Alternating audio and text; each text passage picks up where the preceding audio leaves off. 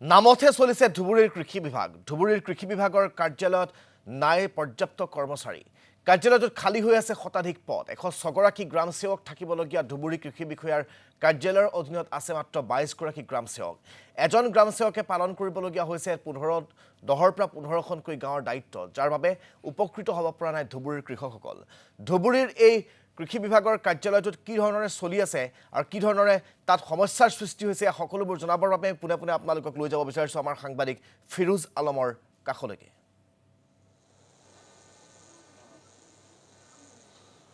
হয় ৰাজদী, আপুনি যেটো উল্লেখ কৰিছে আসলতে ধুবুৰী যে কৃষি বিভাগৰ কাৰ্যালয় আছে ইয়া আসলতে আমি ভেকো ভাওনা বুলি ক'লেও বঢ়াই কোৱা নহ'ব, কাৰণ এই বিভাগটো আসলতে নামতহে চলিছে।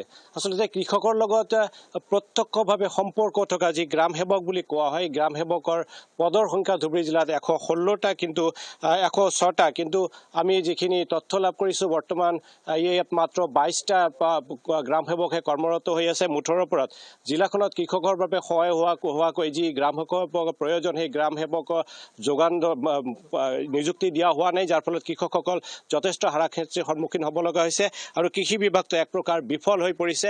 আমি বিভিন্ন সময়ত দেখিছোঁ যে পশ্চিমবংগ বা বিভিন্ন ৰাজ্যৰ ওপৰত আমাৰ ৰাইজ নিৰ্ভৰশীল হ'ব লগা হয়। আলু বা বিভিন্ন ধৰণৰ যিসমূহ সবজিৰ কাৰণে আমি